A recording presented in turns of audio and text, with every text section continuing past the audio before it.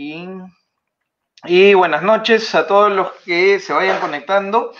Estamos en vivo con Nicolás Rivarola de Argentina. Él es cofundador y panelista de La Resistencia Radio y se especializa en temas de política internacional, más que nada, con lo cual es perfecto para poder hablar sobre un tema muy interesante, dada la coyuntura que vivimos no solamente en el Perú, sino en toda la región, que es un poco hablar sobre el tema del socialismo del siglo XXI y lo que han significado estos líderes populistas para la política latinoamericana. Así que nada, Nico, dale, empieza con lo que gustes, te escuchamos con atención, muchas gracias por tu tiempo. Primero, muchísimas gracias a vos, Gonza, por el espacio y a toda Resistencia Soberana, que vienen haciendo también un trabajo desde redes sociales, YouTube, todo increíble.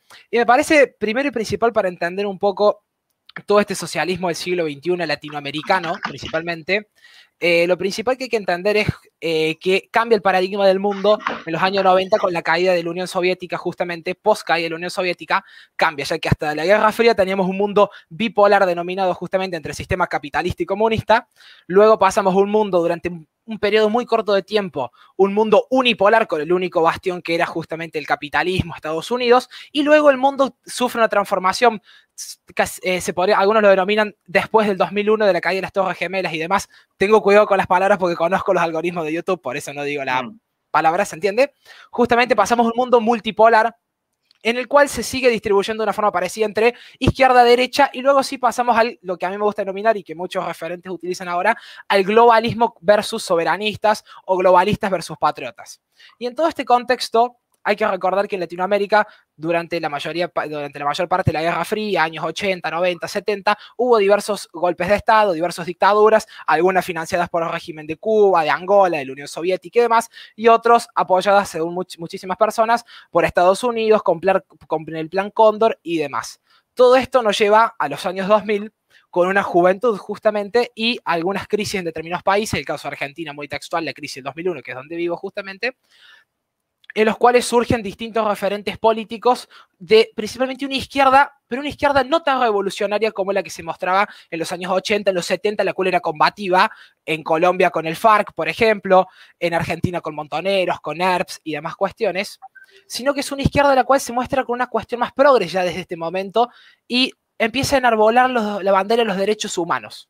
En Argentina se ve muchísimo con la gestión de Néstor Kirchner, luego su esposa Cristina Fernández de Kirchner, comienza un poco esta bandera de los derechos humanos, de la libertad, entre muchísimas comillas, como ellos la entienden, luego va con leyes como el matrimonio igualitario y demás. Y si uno se pone a ver, en casi toda Latinoamérica, a partir de los años 2000 aproximadamente, sacando el caso de Chávez, que comienza justamente a gobernar en el 99, comienza una especie de una izquierda que parece ser light, soft al principio, que luego empieza a tener algunos tintes de autoritarismo, desde mi punto de vista, no de totalitarismo, que es distinto ese concepto también, aunque en algunos lugares sí pasó a ser un totalitarismo, y de a poco podemos ver cómo esta izquierda, si se me traba la cámara es porque tengo ir un camp, pido disculpas también por eso, justamente podemos ver cómo va cambiando esta idea y terminamos teniendo, en los años 2000, terminamos teniendo a una Bolivia con Evo Morales, a un Ecuador con Correa, justamente, una Argentina con Néstor Kirchner, un Brasil con Lula da Silva y luego con Dilma Rousseff.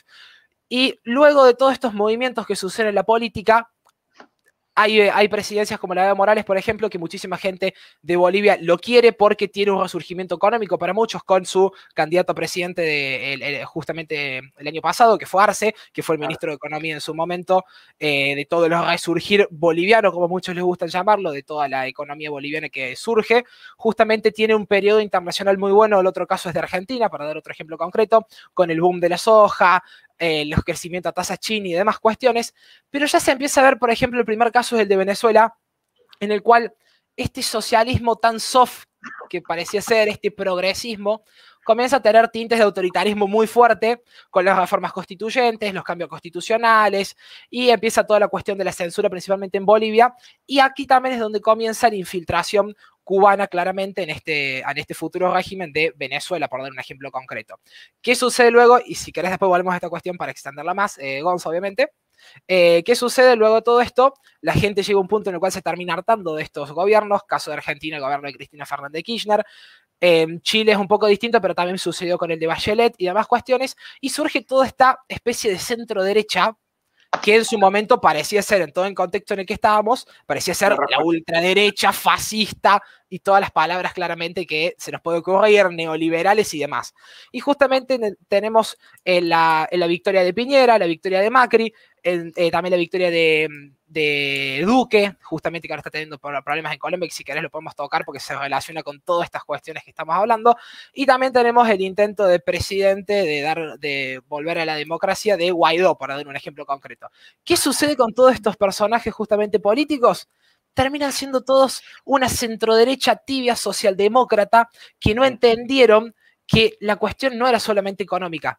En Argentina la economía también Mauricio Macri la destruyó, claramente, no es un ejemplo para tomar económico, pero el caso de Chile, por ejemplo, que era el paraíso de la economía, no entendieron que también la lucha venía por la cultura, que la izquierda le había tomado las universidades, le había tomado la educación y tuvimos la revolución molecular justamente en 2018, si no me falla la memoria. 19, perdón. Con esto de la pandemia hay un año ahí que me lo comí, por eso. Sí. En 2019 justamente la revolución molecular, que pareciera ser que todo surgió porque aumentó solamente el pasaje de subte en su momento, de metro, lo cual creo no es así. 5 centavos, una cosa ridícula, ¿no? Sí, una cosa ridícula justamente, y salieron todos estos movimientos, los cuales también hay que entenderlo, que Chile tiene el problema con los mapochos justamente en el sur, por ejemplo, y a todo este conflicto se le va sumando más y más cuestiones, y cuando uno tiene un presidente el cual no tiene lo que tiene que tener bien puesto, como puede ser el caso de Bolsonaro, por ejemplo, que uno se da cuenta que los tiene bien puesto, ¿qué sucede? Termina cediendo el espacio en la izquierda, les terminó dando una votación, un plebiscito para reformar la Constitución con cuestiones estúpidas como la igualdad de género, no solamente en las listas, sino también en la asamblea y demás cuestiones, y podemos ver que en Colombia va a terminar pasando lo mismo a la larga y a la corta. ¿Por qué? Porque la estrategia de Duque de intentar dialogar con un líder de estos movimientos no va a suceder bien. ¿Por qué? Porque estos movimientos no son una masa concentrada de un solo partido político o de un solo movimiento indigenista, no hay opositor y demás. No es algo unificado justamente. Es un montón de gente que sale a protestar y que sale a armar justamente desmadre.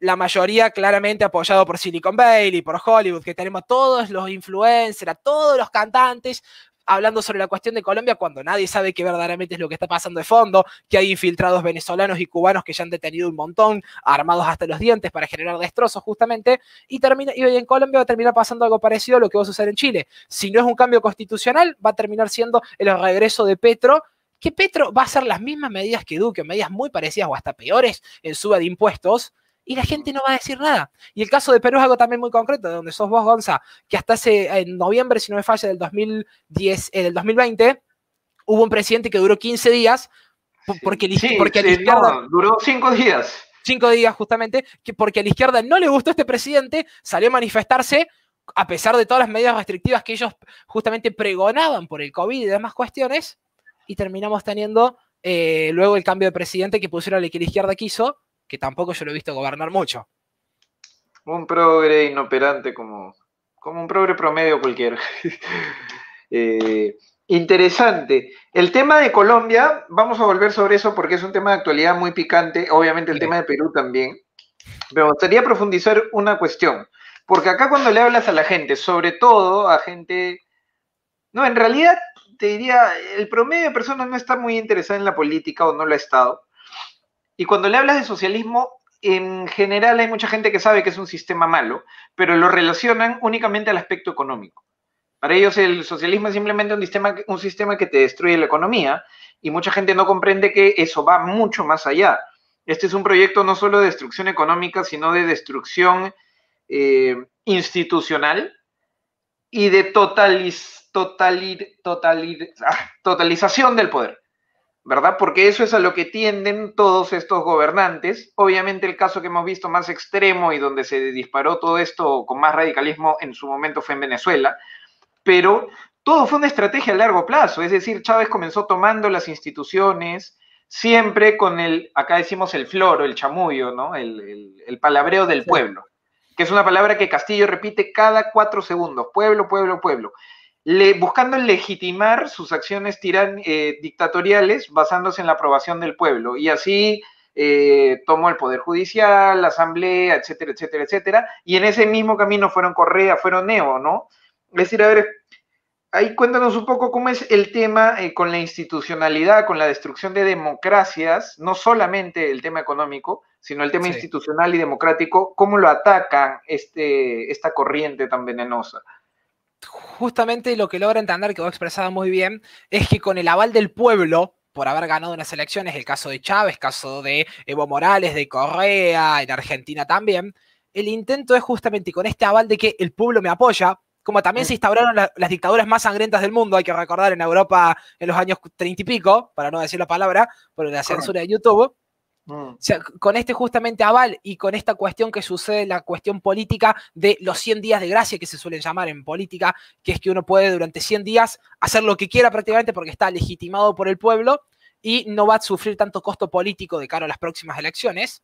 Acá es el momento principal donde el gobierno tiene que entender justamente, y estas personas entienden que hay que ir a todo o nada, hay que ir a atropellar y limpiar todas las instituciones, las cuales no están gobernadas por gente del palo, justo como le decimos en Argentina, con gente que piensa parecido, y ponerlas. La cuestión judicial, claramente, cambiar jueces, cambiar fiscales, cambiar las instituciones intermedias, los datos, las instituciones que miden los datos económicos, por ejemplo, también, todas las cuestiones de las facultades, universidades, y todo esto hay que irlo cambiando para poder continuar este sistema y luego sí aplicar, como bien decías vos, la cuestión económica, porque claramente a cualquier persona a la que uno le muestra los datos del socialismo dice, este sistema es el de la miseria, es el de la pobreza, claramente. No hace falta ser muy inteligente para darse cuenta que tuvieron que levantar un muro para dividir justamente y que la gente no se exiliara. Dato concreto, o en Cuba, los balseros justamente que se exilian todos los días hacia el infierno capitalista de Estados Unidos. Entonces yo creo que esto es muy importante también saber que no es solamente un cambio en el poder ejecutivo el que puede suceder, por ejemplo, en Perú, cuando, si es que Dios quiera que no, Castillo es presidente, sino que también va a ir contra toda la cuestión del poder legislativo, intentando cambiar eso por una asamblea constituyente, según había leído, por ejemplo. También va a intentar seguramente cambiar toda la cuestión judicial, va a cambiar todas las personas que miden los datos económicos, va a haber un control muchísimo mayor de la prensa mediante la censura con la pauta estatal que sucede en todos los países del mundo. En Argentina sucede muchísimo esa cuestión de los sobornos que hay hacia la prensa para que digan lo que ellos quieran justamente y lo que les conviene. Y justamente así de a poco se va aplicando todas estas medidas para en el futuro tener el dictador del siglo XXI perfecto, me gustaría decir, porque ni siquiera llegan a la categoría de dictador del siglo XX. Claro. Eso es muy interesante y te voy a contar un poco más lo de Perú, ¿ya? Porque yo jamás he visto, un segundo para ver los comentarios, gracias José Daniel, estén atentos mañana, eso va a estar muy bueno. Sí. Héctor, saludos, te mando saludos también Nico. Mira, Castillo, a diferencia de... Chávez era un superdotado para la oratoria. Sí. Castillo es un infradotado, felizmente, para la oratoria. Pero haciendo esa diferencia, porque es un infradotado para la oratoria, el tipo no puede hilvanar 2 oraciones de corrido, de verdad su nivel intelectual es pobrísimo.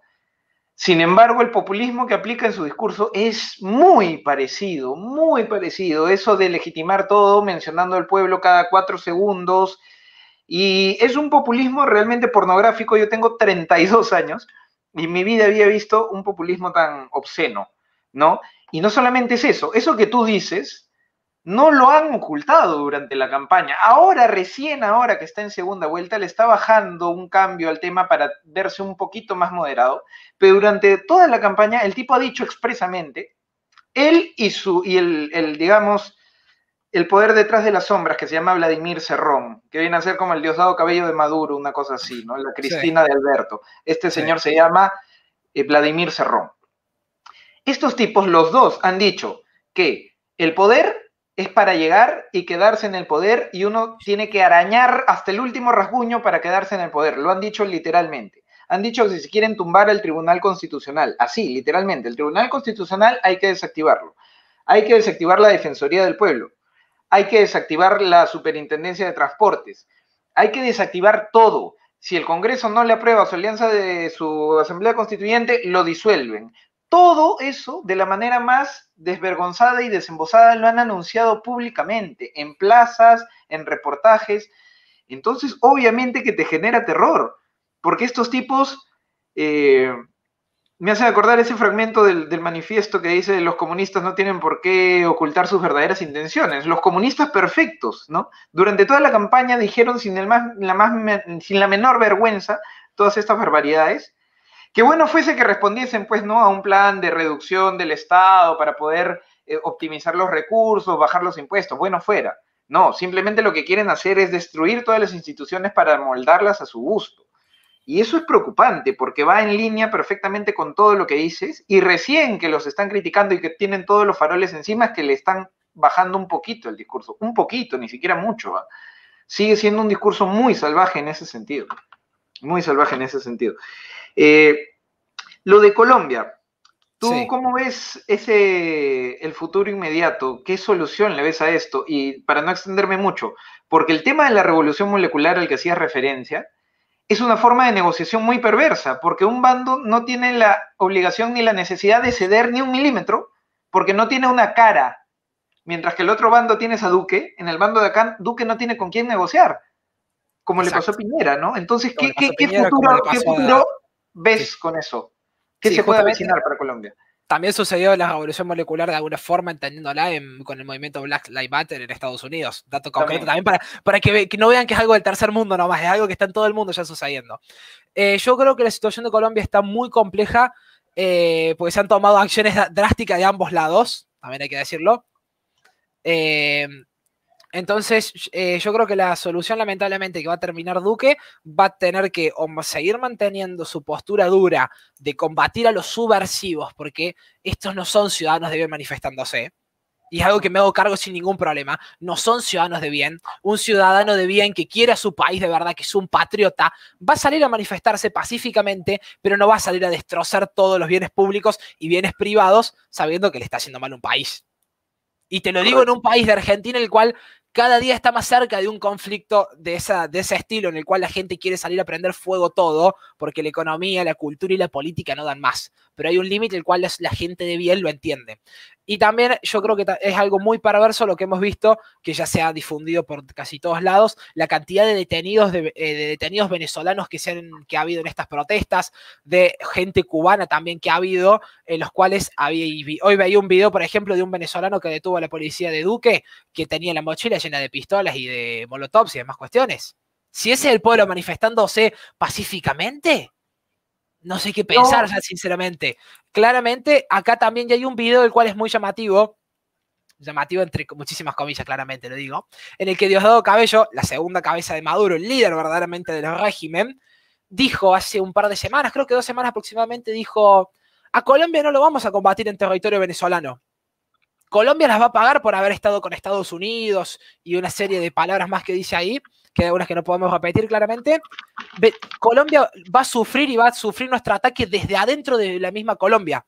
Duque va a sufrir al pueblo venezolano, al pueblo libertador, una palabra así utilizó que les gusta mucho a ellos hablar, justamente lo va a sufrir desde adentro.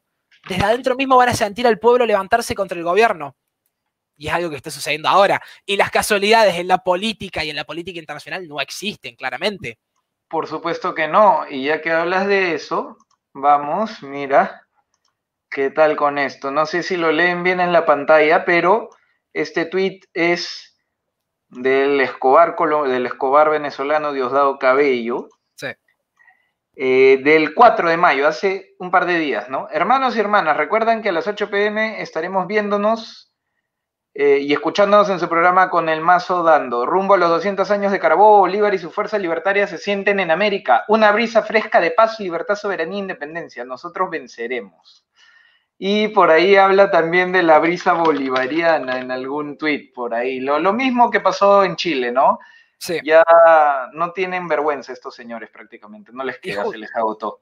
Y justamente que todo esto, toda esta brisa bolivariana también sucedió, como bien decías vos, con la cuestión de Chile, en la cual el mismo Maduro salió diciendo: esta recién es la brisa, ya va a venir la tormenta bolivariana. Con el foro de Sao Paulo está saliendo todo tal cual previsto, frase textual, están los videos subidos en todas las plataformas de cualquier, lo pueden buscar en internet claramente, lo cual se puede ver como el foro de Sao Paulo. Y cuando uno entra a leer el foro de Sao Paulo, que es, cómo está formado, los intereses, como el manual de cómo seguir a cabo las acciones, lee que es tal cual lo que está sucediendo en la mayoría de los países latinoamericanos.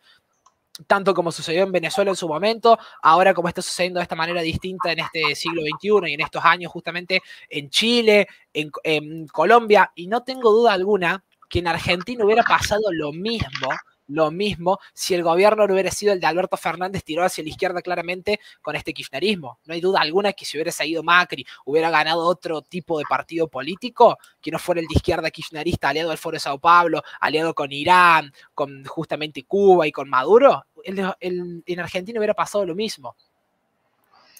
Correcto, a ver, un ratito, saludos, Horacio, muchas gracias por acompañarnos. Te mandan ahí saludos. Y mi compatriota, no te chupes Pedro, claro, porque, mira, te cuento, eso es una anécdota, no sé si tuviste el debate, que les debe haber causado gracia que se haya dado en una ciudad, en un pueblo llamado Chota. Sí. ¿Y qué pasó? Pasa que Castillo es originario de este lugar. Y Keiko Fujimori le estaba diciendo, lo estaba alentando a que participe de los debates organizados por el Jurado Nacional de Elecciones. Sí. Y Castillo no quería ir, pues, ¿no? Aduciendo que es un organismo corrupto y el mismo palabreo de siempre. Y le dijo, si quiere debatir, que venga a mi pueblo, pensando que no iba a aceptar. La cuestión es que fue a su pueblo y debatieron. Y claramente le ganó, ¿no? Y tuvo un recorrido tortuoso porque le cerraron las calles, llegó media hora tarde y en algunos videos se ve cómo les tiraban botellas de agua, cómo les tiraban orines, una cosa de loco, ¿no? Pero típicas técnicas. A mí lo que me preocupa, sí. y yo coincido, es más, me llama la atención no haber visto agitaciones de este tipo en la Argentina, con la situación que tienen. Está gobernando el Foro Sao Paulo. Eso explica muchas cosas, ¿no? Claro, si fuese Macri no le hubiesen dado de repente un mes. El tema es que yo veo veo un futuro, la verdad, no muy alentador, porque asumiendo que gane Keiko Fujimori, que es lo que esperamos muchos, no la van a dejar gobernar, claramente. Ella que de por sí tenía un antivoto terrible, el más grande de Perú, ahora que esté en el poder, no la van a dejar gobernar y a mí me da mucho miedo que ante cualquier chispazo se encienda una ebullición en el país de esta manera. Y bueno, tuvimos algo así en noviembre, ¿no? Tuvimos algo así en noviembre. El tema está, hay una cuestión, una diferencia, en que nosotros hemos roto un poco el molde, ¿no? Porque mientras que todo el mundo prácticamente avanza hacia una izquierda mucho más progresista, y era lo que nos temíamos acá con la señora Verónica Mendoza, sí. Acá hemos roto el molde porque esa izquierda progresista ha quedado totalmente disminuida. Acá hay dos partidos progres que han cogido Congreso. Nuestro Congreso tiene 130 diputados y ellos han agarrado, entre los dos partidos progresistas, si no me equivoco, no llegan a 10, entre los dos.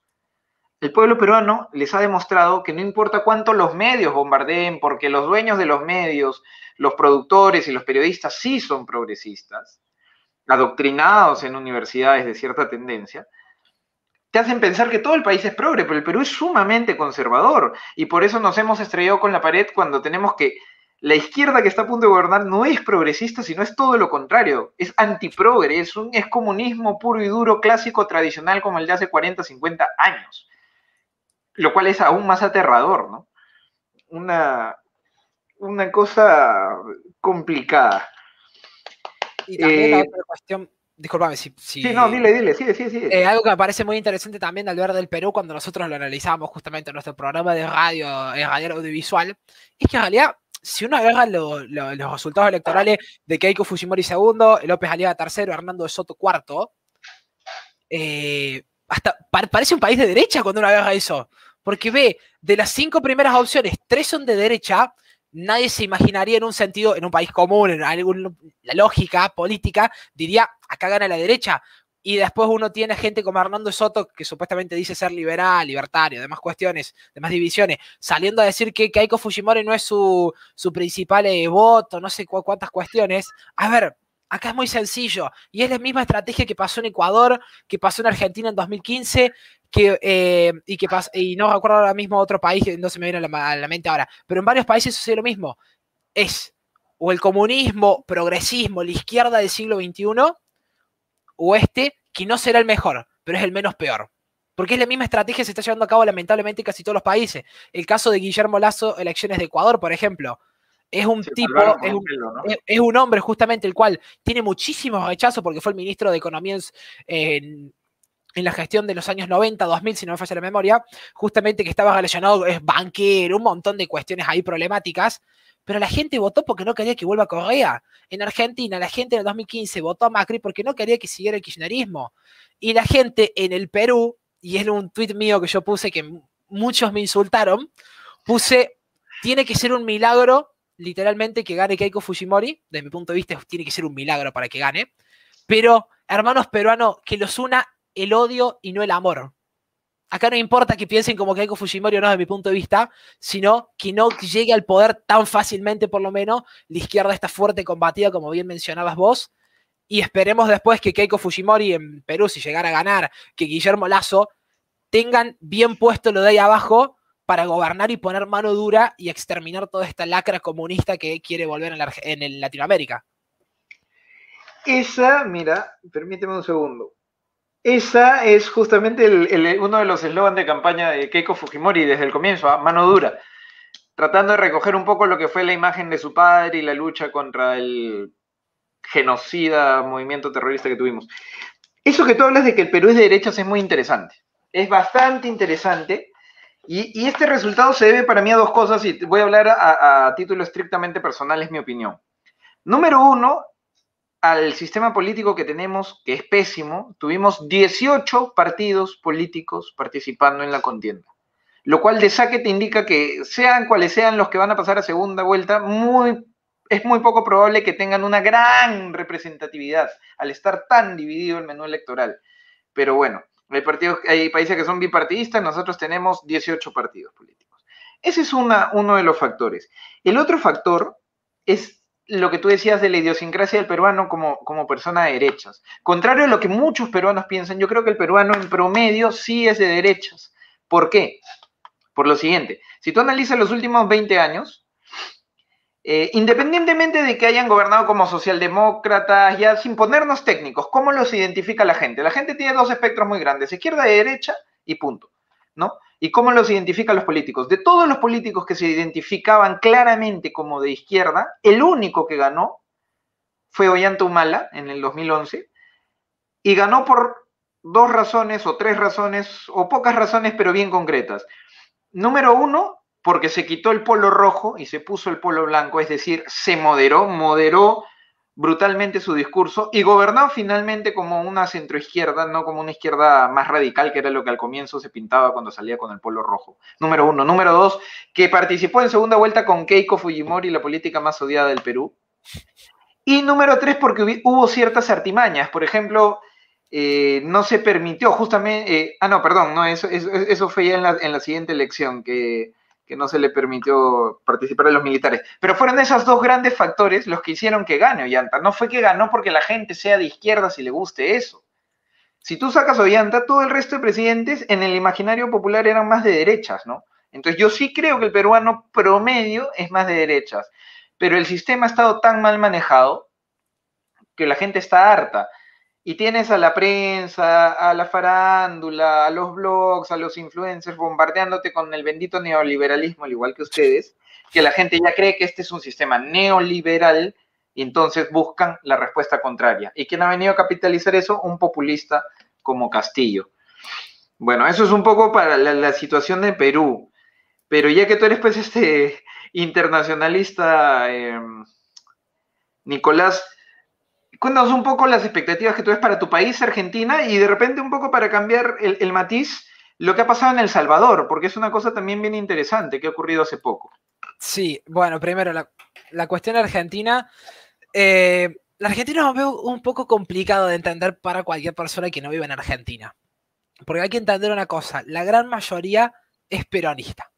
Y ahí surge un problema el cual tiene cualquier argentino y se le quiere explicar a cualquier persona del exterior qué es ser peronista.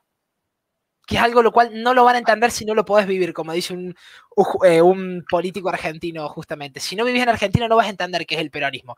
Pero básicamente es una bandera que enarbola cualquier persona que con esas ideas parece ser, que no hay ideas en realidad detrás de ello, solamente una bandera, parece ser que vos podés gobernar sin problema. como bien te comentaba, en Argentina, sacando los años 90, fue los únicos 10 años de estabilidad del último tiempo. Después tuvimos la crisis del 2001 con De la Rúa, 5 presidentes en una semana, bueno, crisis de gobernabilidad, un desastre todo.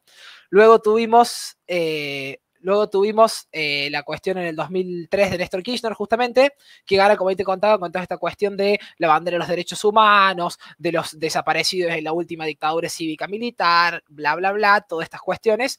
Tiene una cuestión económica a nivel internacional que lo beneficia muchísimo, porque Argentina es un país principalmente agrícola ganadero, como todo el mundo sabe.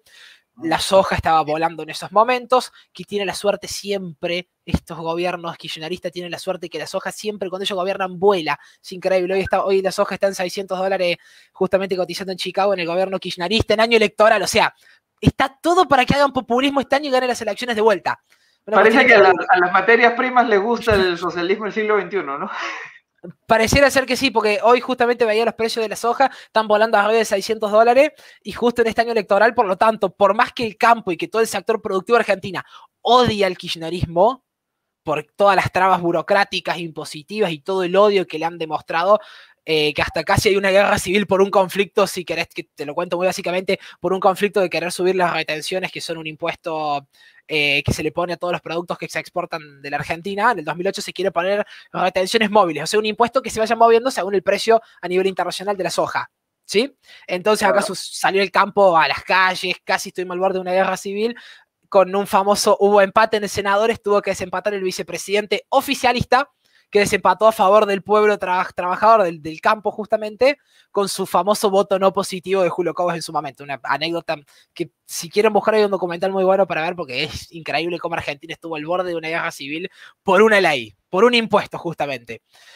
Luego tuve, justamente, como te contaba, la presidencia de Mauricio Macri, nefasta por donde se la mire, no fue derecha, no fue centro derecha, fue centro izquierda, socialdemócrata, tibio, todo lo que uno podía hacer mal, lo hicieron. Todo. Un pequeño dato, no sé si lo manejas, sí, Nico, o si lo tengas fresco. ¿En cuánto aumentó los planes sociales? Permíteme un segundo, que está entrando Eli, que también es otro administrador de Resistencia, tuvo un percance. ¿Qué tal? Sí, no, está en una reunión. ¿Qué tal, Nicolás? Un gusto. Estamos acá con Nicolás. Buenas noches. ¿De cuántos millones a cuántos millones aumentó los planes Macri? Nico, ¿tienes ese dato?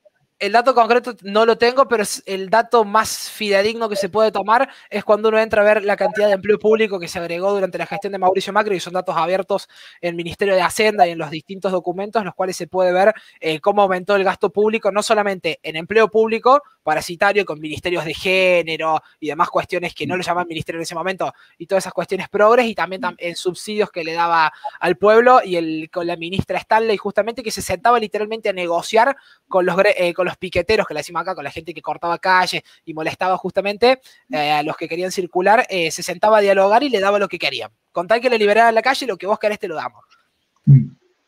Qué terrible esa, qué forma de validar la violencia, ¿no? Y si toda esta cuestión encima vos le sumás que la gente, a ver, si hiciste una gestión económica nefasta, ¿sí?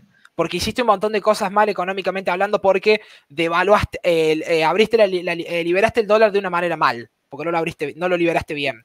Subiste todos los servicios públicos de una manera mal, porque Aranguren, si no falla la memoria, que era el ministro de Energía, justamente era amigo de la mayoría de los que prestaban los servicios. Lo aumentó, creo que entre un 300 y un 400% de una forma desmedida, totalmente innecesaria, cuando se podría haber solucionado esa cuestión de una manera mucho mejor para la gente, justamente. Y a ver, y hay una cuestión la cual es así, es en Argentina y en cualquier país que tenga una pobreza que cada vez va subiendo más. A la gente le interesa abrir la heladera y tener comida. Lamentablemente es así. No le interesa salir a la calle y tener una calle que esté sana, tener agua en la casa. Le interesa abrir la heladera y que el hijo pueda comer. Principalmente, es la principal preocupación. Y justamente por esas medidas, más el enojo de la clase media por toda la cuestión esta de los distintos aumentos nefastos que hubo, promesas incumplidas del gobierno, como sacar impuestos que no sacó y terminó colocando más impuestos. Argentina tiene casi 110 impuestos, si no me falla la memoria ahora mismo, y más de 16.000 regulaciones, una locura tremenda.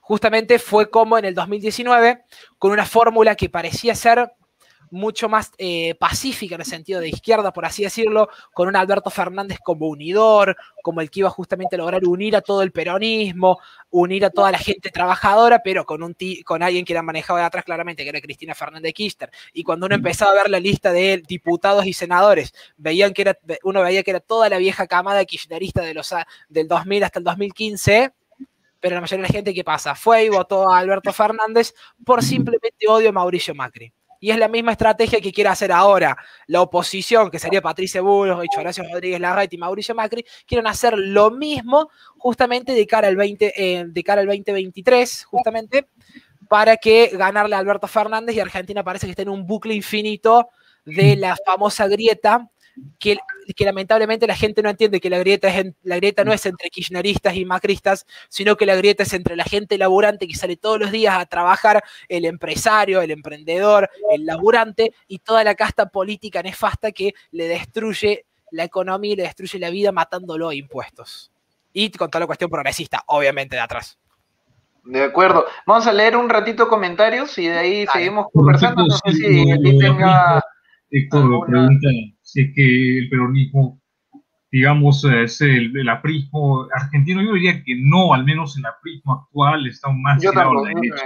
No es de derecha, digamos, pero está más tirado a la derecha que lo que el peronismo está. En todo caso sería más bien el fujimorismo, ¿verdad? Con la diferencia de que la prensa en Argentina le lava los pies y le besa los pies al peronismo, y acá se han dedicado a demoler al fujimorismo. Pero yo pienso que, ¿no?, un populista recordado por generaciones vendría a ser un poco más la figura de Alberto Fujimori. Claro, con la diferencia que Fujimori de derecha y Perón estaba más en la tercera posición. Perón era una tercera posición, ¿no, Nico?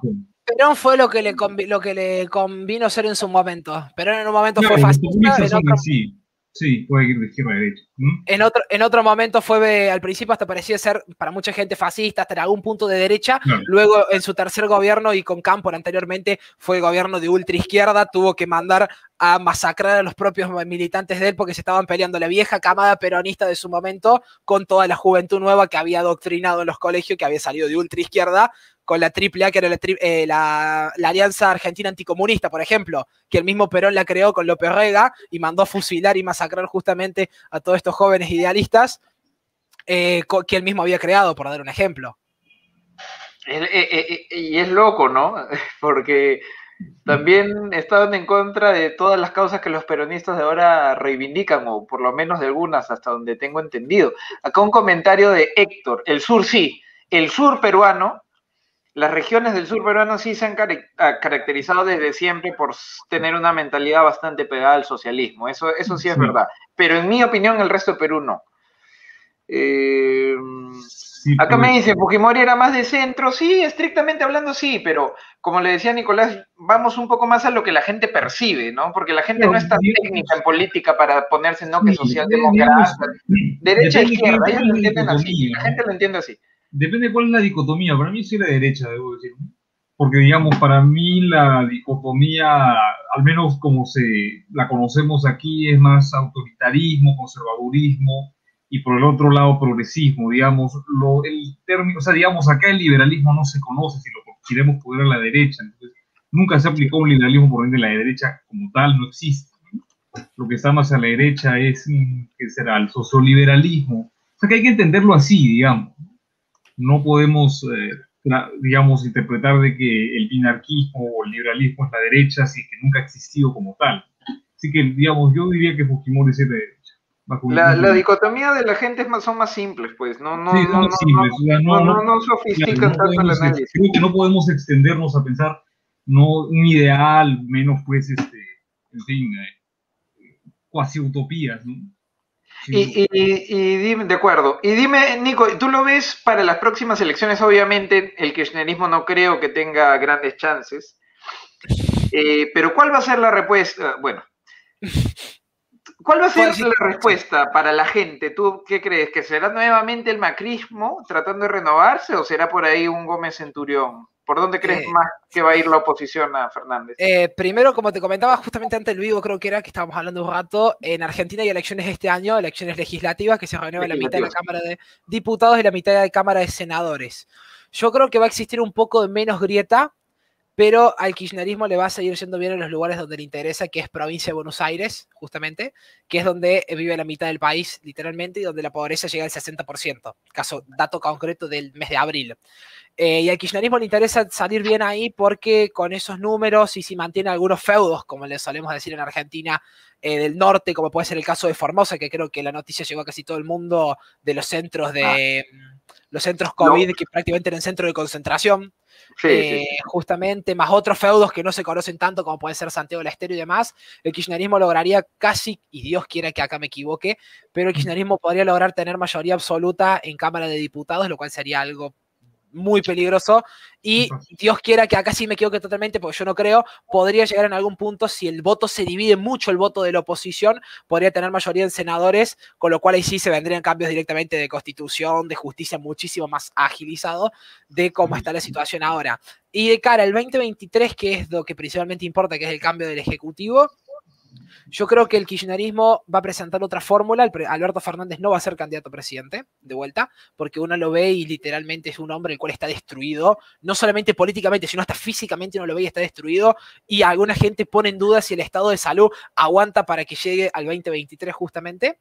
Las fórmulas podrían ser o más tranquilas, tirando para un peronismo, entre muchas comillas, más pacífico, o podría ir directamente para intentar ser Venezuela con un Máximo Kirchner o Axel Kicillof, por ejemplo.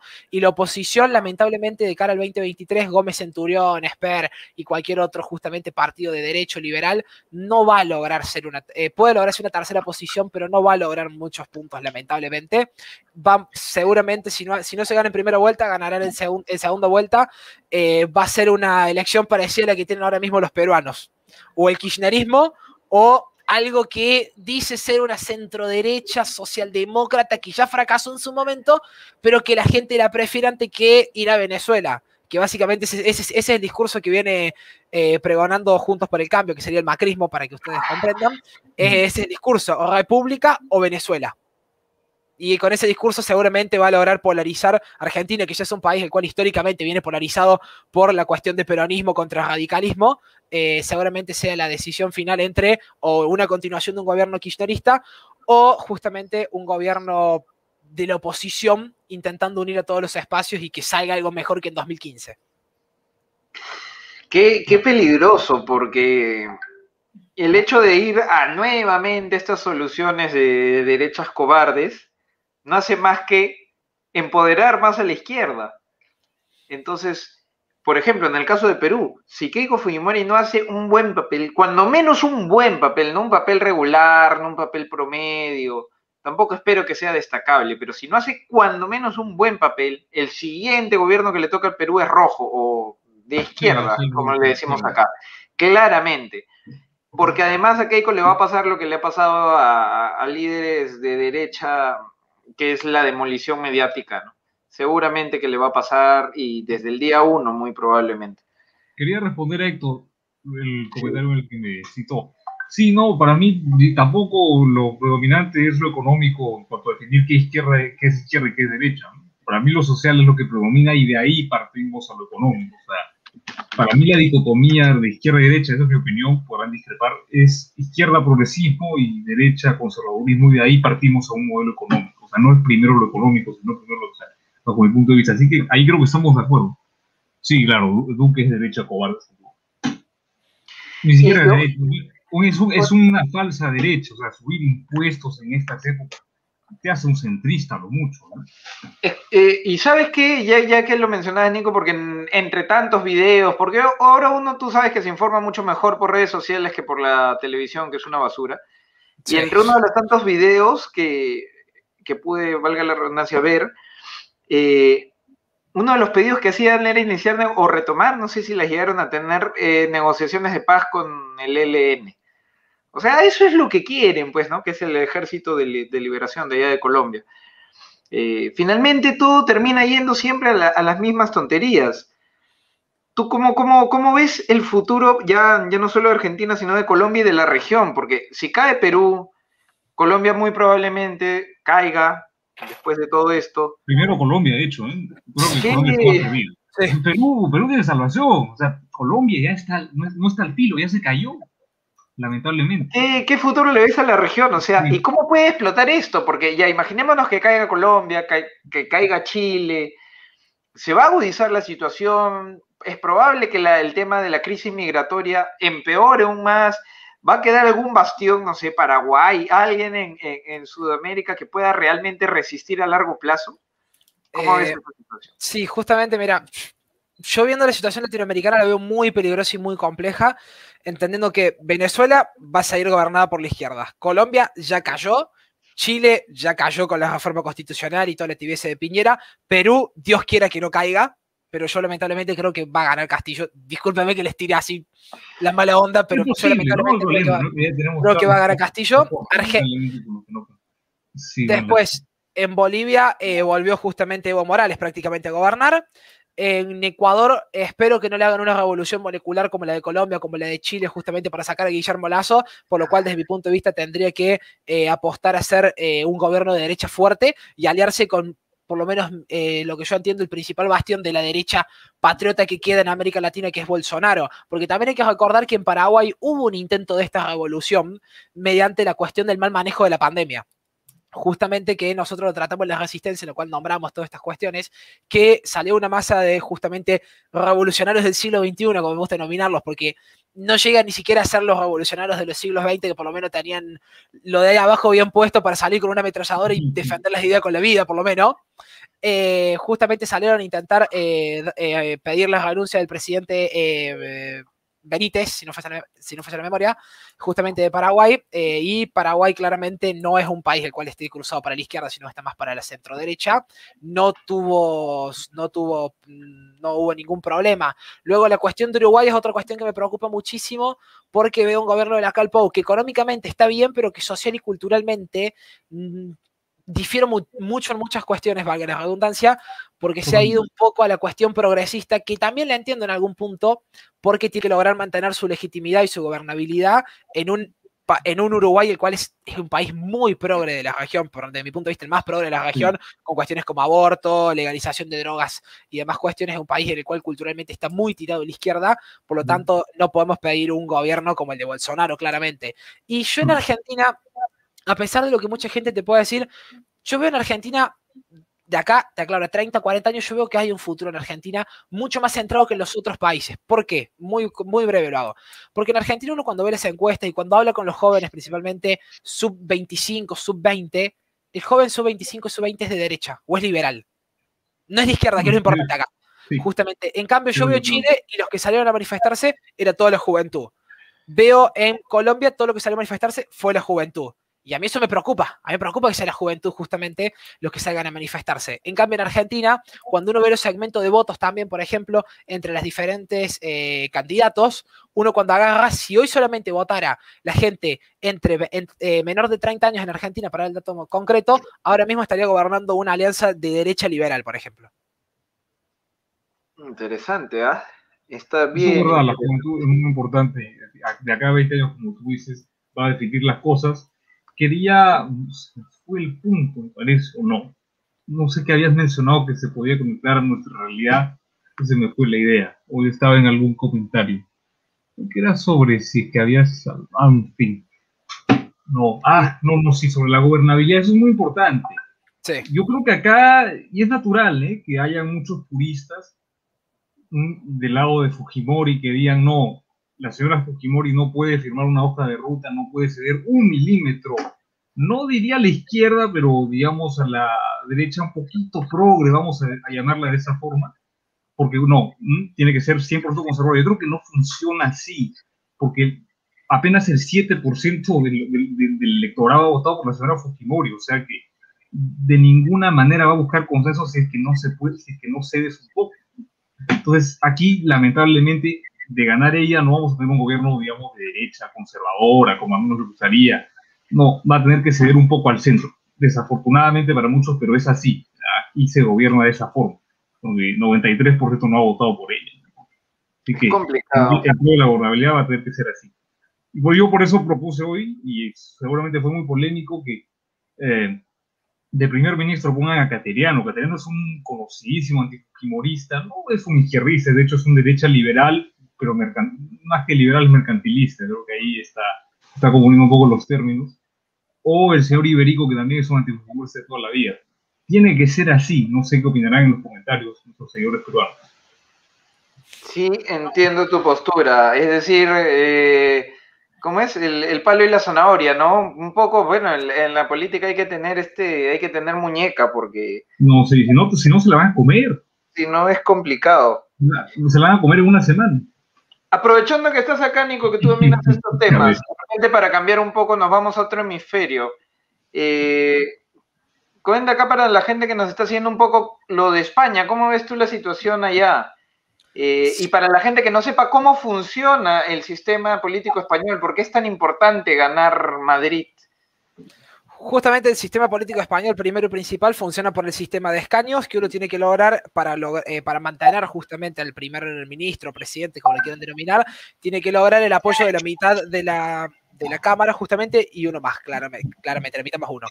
Entonces, es muy importante lo que ha sucedido en Madrid, principalmente por varios motivos. Yo no manejaría solamente la cuestión de cómo puede influir en las elecciones a nivel nacional, sino cómo pone en jaque un poco todo el poder que tenía la izquierda con Pablo Iglesias, que es el principal derrotado claramente de la política española después de estos resultados en los cuales les fue muy mal, literalmente, el cual él esperaba ser el presidente justo de Madrid y terminó siendo el último partido en meter escaños solamente abajo de Ciudadanos, lo cual demuestra el fracaso del centrismo y la tibieza política. También dato muy de color y muy importante. Ciudadanos demostró que la tibieza en el siglo XXI y en la política no sirve. O uno está con la izquierda o uno está con la derecha. Y es algo que también al PP le va a suceder claramente porque tenemos a una candidata, la cual fue Ayuso, que estaba muy tirada a la derecha para estar dentro del PP, que parecía prácticamente un candidato de Vox antes que del PP, y a un Pablo Casado, el cual está por atrás firmando convenios con diversos grupos parlamentarios europeos en toda esta cuestión de Agenda 2030, de lenguaje inclusivo y demás cosas.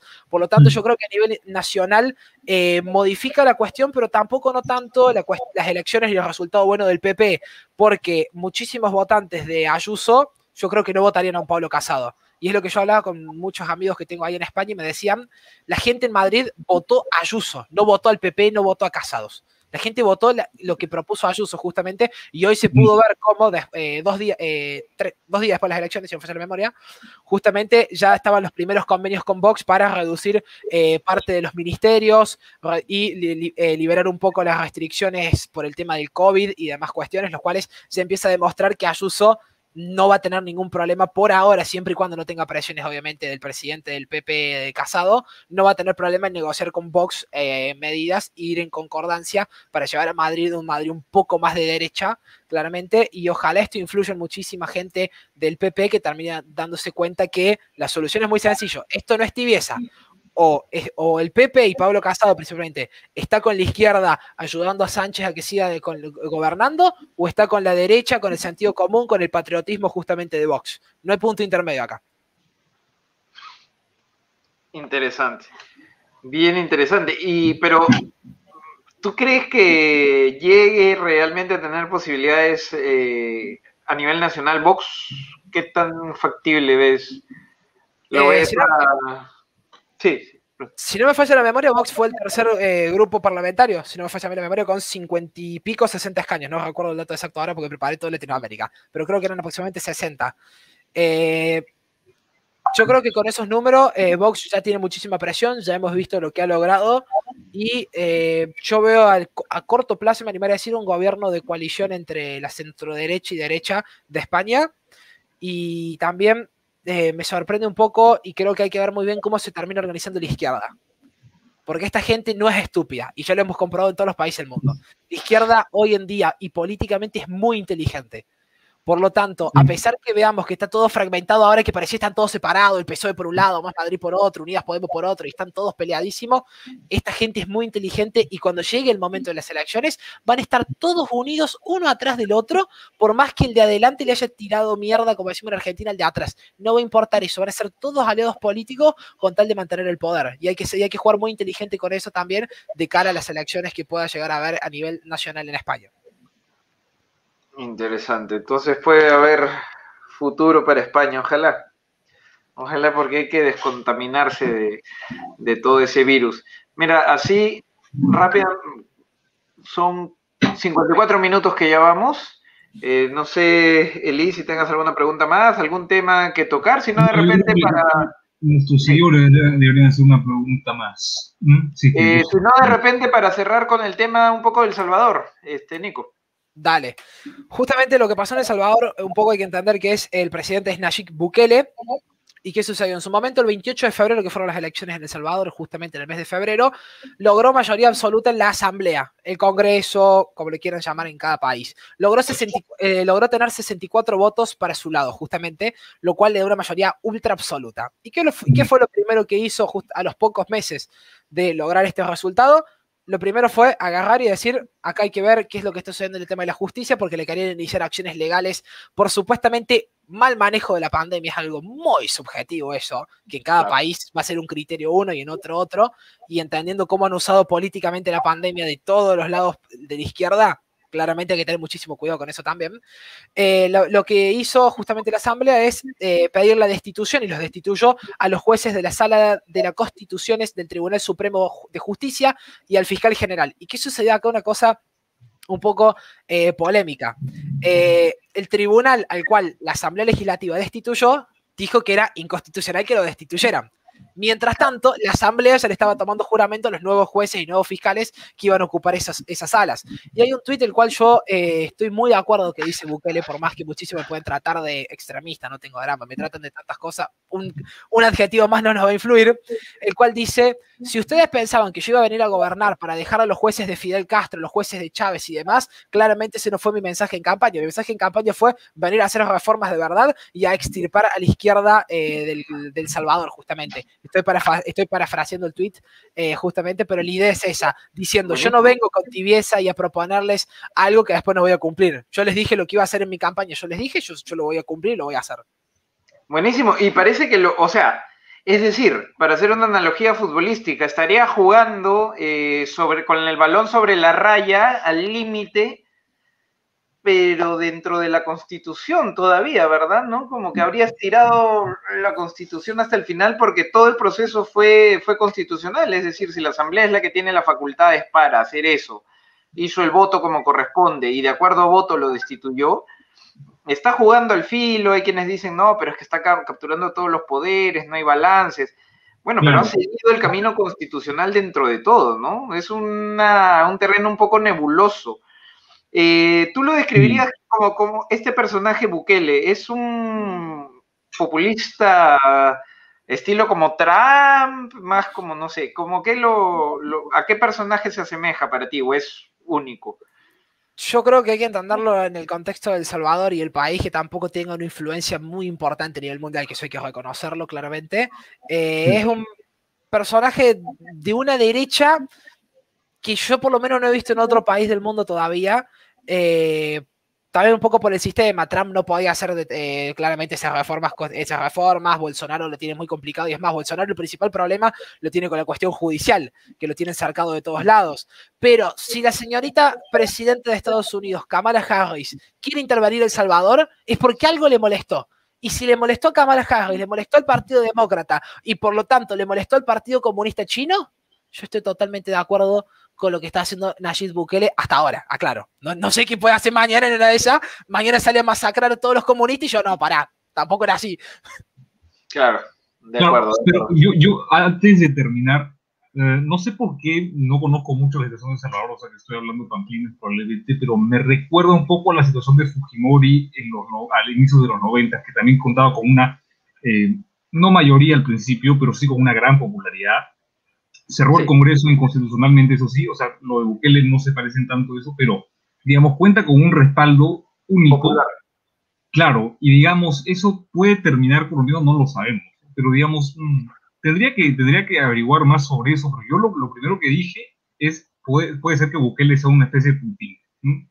No necesariamente eso es malo si es que el fin justifica los medios, por supuesto. Eso ya dependerá de cada uno, pero voy a averiguar más sobre eso, ¿eh? Es interesante. Interesante, oye Nico, muchas gracias, ha sido una conversación muy, valga la redundancia, muy interesante. Sí. Esperemos pues en algún momento poder volver a conversar más adelante. Ojalá que no tengas razón en tu pronóstico, ojalá que el señor Pedro Castillo se regrese para su casa. Ayer una gran periodista, Vania Thaís, nos dijo lo contrario, prefiero creerle a ella, perdón. Totalmente, ojalá me equivoque, es más, si me equivoco, hacemos una mención en Instagram poniéndolos de mi página, no hay ningún problema. No, sí, ojalá que equivoques por el bien de la estabilidad macroeconómica y la estabilidad social de las libertades básicas de este país. Les agradezco muchísimo a ustedes también por la oportunidad, Gonzalo, Gustavo y a Resistencia Soberana, y por favor, que a todos los peruanos de corazón se lo digo, que los una el odio a la izquierda y no el amor a Fujimori. Totalmente, sí, acá no somos fujimoristas, no vamos a tener que votar con un Gravol, para el mareo, tómense un Gravol y ya está, ¿no? Un paracetamol para el dolor de cabeza y ya está, por ese problema. Con Castillo no se les quita, bueno, no solamente va a ser dolor de cabeza, estomacal también, eso no se quita con nada. Perfecto. Bueno. Muchas gracias a todos los que nos han acompañado también, muchísimas gracias, Nico, ahí por te están felicitando. Ese es un peruanismo, es un equipo de fútbol que se dice que suele echarle mala suerte. Muchas gracias a todos, un gran saludo. Muchas gracias como siempre. Hasta la próxima.